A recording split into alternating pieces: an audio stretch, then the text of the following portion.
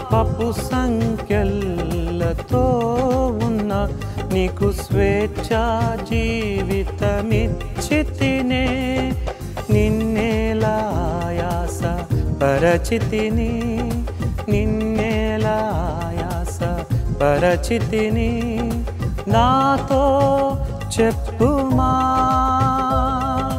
నాతో చెప్పుమా, నీ హృదయం నాకు నిలయం, ఆ నిలయము అపవిత్ర పరచెదవా.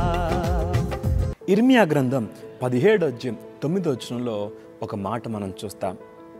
హృదయము అన్నిటికంటే మోసకరమైనది, అది ఘోరమైన వ్యాధి గలది, దాన్ని గ్రహింపగలవాడెవడు? దేవుని వాక్యం అనే టార్చ్ లైట్ నీ హృదయాన్ని చూపించినప్పుడు, అమ్మో ఎన్ని పాపపు పురుగులు ఉన్నాయో చూడండి, ఎంత మోసం ఉందో చూడండి, ఎన్ని భయంకరమైన వ్యాధి లక్షణాలు ఉన్నాయో చూడండి. దీన్ని బాగు చేయగలవాడు ఒక్కడే. హెజ్కేలు గ్రంథము 36:26 నూతన హృదయము మీకిచ్చేదను, నూతన స్వభావము మీకు కలుగజేసేదను, రాతి గుండెను తీసివేసి మాంసపు గుండెను మీకిచ్చేదను అని దేవుడు మనకు తెలియజేస్తున్నాడు. మన హృదయం ఆయనకి ఇస్తే కదా ఆయన మన హృదయాన్ని బాగు చేసేది. నీవు ఆయనకి హృదయం ఇవ్వకుండా నువ్వెంత డబ్బిస్తే ఉపయోగం ఏంటి? నీవు దేవునికి మందిరాలు కట్టిస్తే ఉపయోగం ఏంటి? దేవునికి ఎంత పూజ చేస్తే, ఎంత ప్రార్థన చేస్తే ఉపయోగం ఏంటి? ముందు నీ హృదయాన్ని ప్రభుకి ఇచ్చావా? సామెతలు 23:26 నా కుమారుడా నీ హృదయాన్ని నాకివ్వు. ఎంత ప్రేమతో మాట్లాడుతున్నాడు.